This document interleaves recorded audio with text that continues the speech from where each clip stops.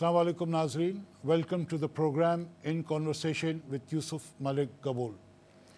नाजरीन, जैसे कि आपको इल्म है कि पाकिस्तान में आजकल एक गर्मा गर्म मौजू चल रहा है और वो है उसामा बिन लादेन का। 5 साल से ये एबटाबाद में रह रहे थे बकौल वेरियस सोर्सेस से, और उनकी बेगम का भी अब ये बयान आया कि वो 5 साल से इस कोठी में एबटाबाद में रह रहे हैं, जो हमारी काकूल एकेडमी से बहुत करीब है। क्या 5 साल ये उधर मौजूद थे और हमें इसके बारे में इल्म नहीं था? अगर ऐसा है तो इसके 2 वजह हो सकते हैं। एक कि हम बड़े नाअहल हैं, दूसरी ये कि हमें मालूम था और हम दूसरी तरफ देख रहे थे, उसे वहाँ रहने दे रहे थे। इसका जवाब मेरे पास नहीं है। हो सकता है आने वाले दिनों में ये कुछ सिचुएशन और क्लियर हो जाए कि असल मामला क्या है। अमेरिका बड़ा बरहम है, वो ये देख रहा है कि शायद पाकिस्तान ने अमेरिका को और बाकी दुनिया को धोखा दिया, और वो अब सवालात उठा रहा है और इन जवाबात का वो तलबगार है कि क्या पाकिस्तान को इल्म था या नहीं था। कुछ ज़रिए ये कहते हैं कि पाकिस्तान को अगर इल्म था तो अमेरिका की भी नॉलेज में था, और अमेरिका ने जब ये कार्रवाई कर दी यकायक और अकेले कर दी, इससे वो तो सुरखरू हो गए लेकिन पाकिस्तान बदनाम हो गया। क्या असल मामला है, इस मामले के ऊपर क्या होने वाला है, और पाकिस्तान और अमेरिकन रिलेशनशिप आगे कैसे बढ़ेंगे? क्या हमें जलील बदनाम करके, हमें डिफेंसिव करके, इनका ये मकसद तो नहीं कि नॉर्थ वज़ीरिस्तान में हमसे ऑपरेशन करवाया जाए?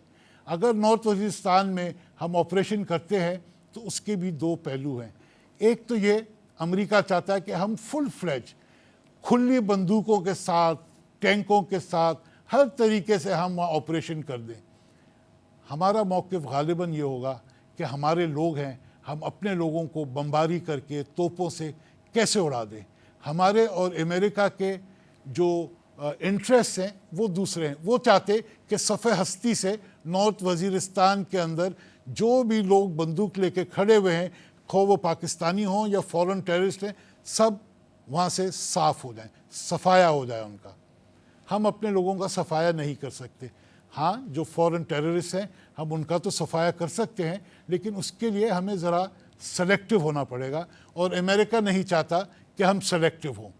इस मौजू पे मज़ीद रोशनी डालेंगे, और हमारे पास जो आज पैनल है वो बड़ा मौजू पैनल है इसके ऊपर गुफ्तगू करने के लिए। एक हमारे पास फॉरेन अफेयर्स के एक्सपर्ट हैं जनाब ज़फ़र हिलाली साहब, जो पाकिस्तान के सफ़ीर रह चुके हैं, और दूसरे हमारे साथ ब्रिगेडियर हारिस साहब हैं जिनका पाकिस्तान अफवाज से ताल्लुक़ था, अब वो रिटायर हो चुके हैं। इन दोनों हजरात से आज हम इस मौजू पे रोशनी डालेंगे। आप दोनों हजरात की बहुत शुक्रिया, बहुत मेहरबानी, आप मेरे प्रोग्राम में आए। ब्रिगेडियर साहब, मैं आपसे शुरू करूँगा। काकुल के बिल्कुल सामने 18 फुट लंबी बाउंड्री वॉल, उसके बाद गैलरी, उस गैलरी में मज़ीद 7 फुट की एक और दीवार। तो जो इंटेलिजेंस होती है एक कॉमन आदमी की, वो भी एक सवालिया निशान खड़ा कर देती है। ना कि एक इंटेलिजेंस एजेंसीज ऑपरेट कर रहे हों, क्या उनके कान नहीं खड़े होते कि ये आखिर मुअम्मा क्या है, ये किला किसके लिए है? क्या उसकी सर्वेलेंस नहीं की गई कि इसमें कौन आ रहा है, कौन जा रहा है? जो आ रहा है और जा रहा है, बकरे ले जा रहा है, काट के ला रहा है, किसी से नहीं पूछा गया कि क्या हो रहा है यहाँ? देखिए, मेरा तो ख्याल ये है कि डेफिनेटली ये एक कॉन्स्पिक्यूअस जगह थी, लेकिन उसामा बिन लादेन और उनका, अगर वो वहाँ पर थे और उनके जो जितने अहले खाना थे, उन्होंने बहुत इसके ऊपर वर्क किया हुआ था। ना उन्होंने यहाँ पर कभी टेलीफोन लाइन इस्तेमाल किया, ना कोई सैटेलाइट टेलीफोन इस्तेमाल किया, ना सेल फ़ोन इस्तेमाल किए, और इसके साथ उनके 2-3 मुलाजिम थे। मेरा जो अंदाज़ा है वो बाहर जाते थे और वो आ जाते थे। कहीं भी अगर कोई ऐसी बात होती जो अलार्म क्रिएट करती या कोई ऐसी कॉल पिक होती, मेरे ख्याल में लास्ट कॉल उन्होंने पिक किया, उसके ऊपर वो दे हैव कम। यहाँ उन्होंने गलती की। इससे पहले इसको बेसिकली एक अंडरस्टैंडिंग, जो टेस्टेड अंडरस्टैंडिंग थी, वो पाकिस्तान ISI کی اور CIA کی تھی وہ یہ تھی کہ طالبان کو پاکستان ویگرسلی اس کو سرویلنس کر رہے تھے اور القاعدہ کی رسپانسبلٹی جو تھی وہ زیادہ تر وہ CIA کے پاس تھی. تو جو بھی یہ انفارمیشن آج سے 2 سال پہلے 1.5 سال پہلے پشاور میں یہ سم استعمال ہوئی, پھر 6 مہینے بعد کہاں استعمال ہوئی, یہ سب انفارمیشن ISI نے ہمیشہ CIA کو فیڈ دی کہ القاعدہ کی کوئی ہے ایلیمنٹ. بریگیڈیئر صاحب, قطع کلامی کی معافی چاہتا ہوں, میں آپ سے یہ پوچھنا چاہ رہا ہوں, آپ نے ٹیلی فون اور سم کی تو بات کی, وہ تو انہوں نے اس لیے استعمال نہیں کی کہ ان کو پتا تھا کہ امریکن سیٹلائٹ اس کو پک اپ کر لے گا, وہ تو امریکہ سے بچنے کی. میں تو آپ سے گراؤنڈ ریئلٹی کی بات کر رہا ہوں کہ آپ کی انٹیلیجنس ایسی روڈ پہ گھوم رہی ہے, وہ اس کانسپیکوس قسم کی بلڈنگ کو دیکھ رہی ہے, گیلری میں 7 فٹ کی دیوار کھڑی ہوئی ہے, کسی کے کان نہیں کھڑے ہوئے, کسی کو شک نہیں ہوا. دیکھیں میرے تو دس بٹ آئی فیل کہ ایک ہے کہ ایک آپ کے ایلیمنٹ ڈاؤٹ ضرور ہوتا ہے کہ یہ پک ہونا چاہیے تھا, کہیں نہ کہیں ایک لیپس بھی ہے, سیکیورٹی لیپس ہے. اس کے ساتھ میں یہ کہتا ہوں کہ اس کو گن ڈاؤن کر لینا, جس طریقے سے فورن میڈیا, انڈین میڈیا, ایون ہمارا اپنا میڈیا جس طریقے سے ایک کیمپین چلی ہے, تو we have to very very careful, particularly جب ہمارے نیشنل آبجیکٹیوز ہوتے ہیں, ایمز ہوتے ہیں, اور اس کے پیچھے کیا ڈیزائن ہے, کسی نے اس سے کیا مائل سٹون اچیو کیا ہے, اس کا کیا فائدہ کرنا چاہتے ہیں. اور آئندہ پیٹریوٹ تو ہیں, ہم آنکھ بند کر کے کہہ سکتے ہیں سب جھوٹ ہے. نو نہیں, ابھی وہ زمانہ گزر گیا. نقصان کس کو ہوگا؟ وہ زمانہ ہمیں ہی ہو گیا نا, ہمیں ہی نقصان ہوگا. ہم آج جو یہاں پہنچے ہیں کراس روڈز پہ, ڈینائل کی وجہ سے پہنچے. ڈینائل بالکل نہیں کرنا چاہیے. میں تو ساتھ یہ کہتا ہوں کہ جو آپ نے کوئی بھی آپ نے ایک انکوائری کرنی ہے, may be it is by the with in the defence ministry, not leaving up to the army or to the air force or to the navy. Defence minister آپ کے جو ڈیموکریٹکلی الیکٹڈ پرائم منسٹر وہ آپ کے ہیں country کے, جو کہ نان اینٹیٹی ہیں, جنہوں نے کبھی میں نے ان کو سنا ہی نہیں آج تک. جو ہوا سو ہوا, لیکن کم سے کم ہمیں ڈینائل میں نہیں جانا چاہیے. جو حقیقت ہے وہ قوم کو بتانا چاہیے. اگر ہم سے غلطی ہوئی ہے تو let us wash that and let us move forward in a positive way. میں آپ سے متفق ہوں, اسی بات پہ میں کہتا ہوں. دیکھیں یہاں پر جو بھی لیبس ہے, پھر آپ کی ایک پولیٹیکل لیڈرشپ ہے ملک کے اندر, اور ناٹ کہ آپ بالکل بیک فٹ پہ چلے جائیں اور ڈس اپیئر ہو جائیں اور قوم کو ڈفرینٹ افواہوں کے اندر گھیر دیں, بجائے اس کے کہ I think one should face it. somebody should have come on air being the supreme commander of the armed forces. آپ نے کیا کہا پولیٹیکل کیا ہے؟ پولیٹیکل لیڈرشپ, کہ آپ کی سپریم آرمڈ فورسز کے سپریم کمانڈر جو ہیں وہ ہیں president of Pakistan. And I think he should have come on here instead of posting a one article in the Washington Post. President صاحب نے تو ان کو مبارکباد دیا نا. تو یہ this is what I say کہ مبارک بھی دیا, اور مجھے تو یہ لگتا ہے جیسے کہ یہ آرٹیکل پری پلان پڑا ہوگا. یہ کیا ہے؟ آپ کے لیڈر جو ہیں وہ ایوان صدر اور پرائم منسٹر ہاؤس میں ہیں, یا آپ کے جو اصل لیڈر ہیں وہ واشنگٹن میں بیٹھے ہوئے ہیں؟ اس کا تعین کرنا پڑے گا. ایمبیسڈر صاحب, آپ نے بڑی باتیں سنی ہماری, میں پریلیوڈ ٹو دا پروگرام, اور بریگیڈیئر صاحب کی باتیں سنی. امریکہ چاہتا کیا ہے؟ پاکستان کی تو ہم نے بات کر لی, ہمارے سیناریو فیلئر اور نیگلیجنس اور incompetence whatever. What does America actually want? امریکہ کو ایک گارڈ ڈاگ چاہیے, گارڈ ڈاگ اس علاقے کے. اب وہ گارڈ ڈاگ کا جو رول ہے, اگر آپ کھیل سکتے ہیں تو پھر آپ کو بہت زیادہ ایفیشنسی بتانا پڑے گا, اور اگر آپ نہیں کھیل سکتے ہیں تو وہ رول انڈیا کو جائے گا. اور میرے خیال میں اب انہوں نے فیصلہ کر لیا ہے کہ یہ انڈیا کو یہ رول جائے. امریکن اور پاکستانی انٹرسٹ اس وقت and for the foreseeable future are diametrically opposed. وہ چاہتے ہیں کہ افغانستان میں ناردرن الائنس اور کارزائی کے طرح پپٹس ان کنٹرول رہیں. اس کے لیے انہوں نے فوج لایا, ان کو بنایا, بٹھایا, عام کیا, ٹرین کیا.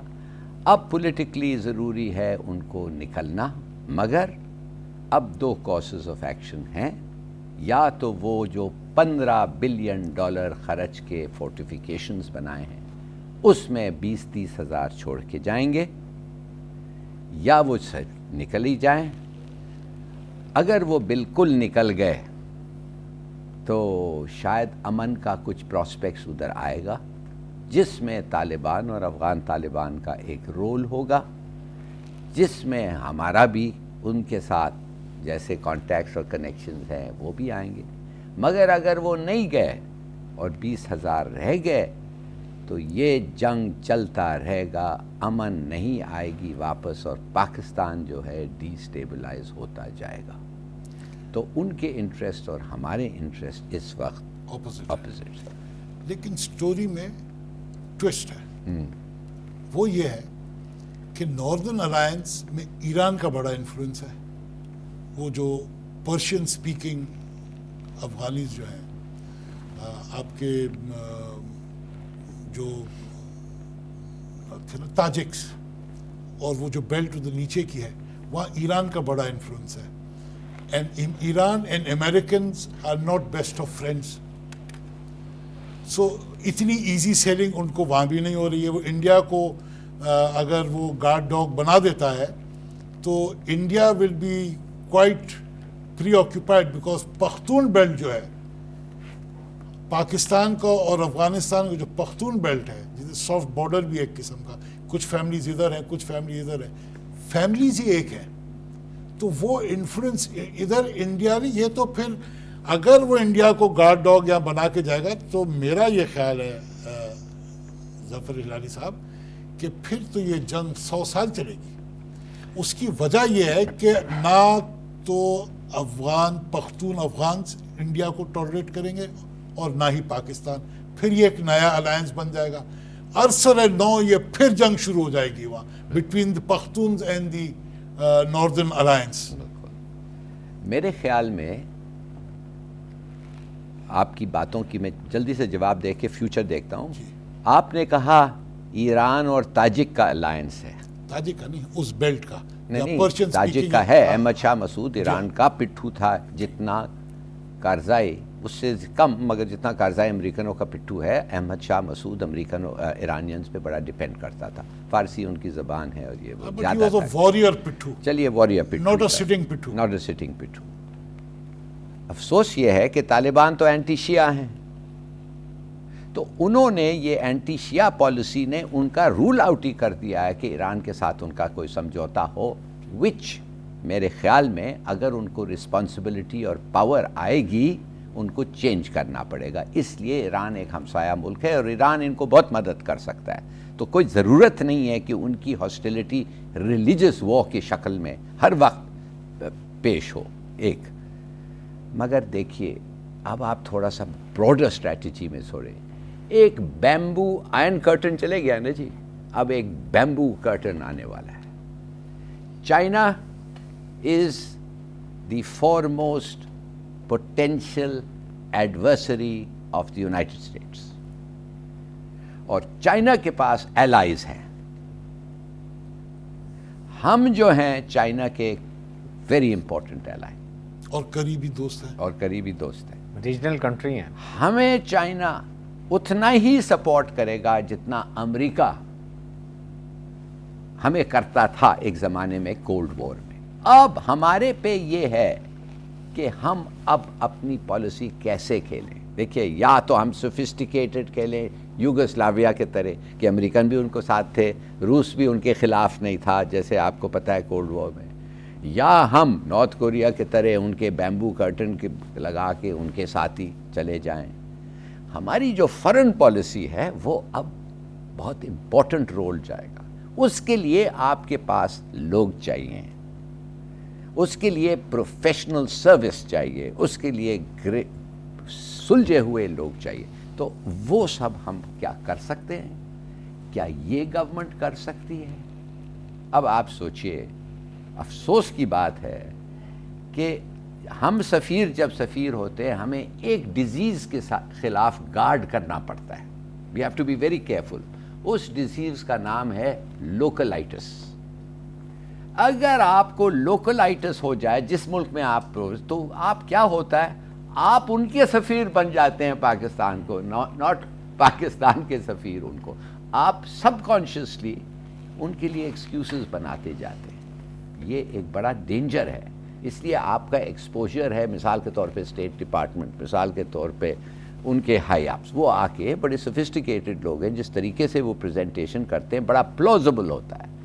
آپ کو دیکھنا ہے کہ آپ کے انٹرسٹ کیا ہے. مثال کے طور پہ اے کے بروہی صاحب ہائی کمشنر ہوتے تھے ہندوستان میں، روز وہ جا کے نہرو کے ساتھ، خیر روز نہیں، ہفتے میں 1-2 دفعے جا کے نہرو کے ساتھ ناشتہ کرتے تھے.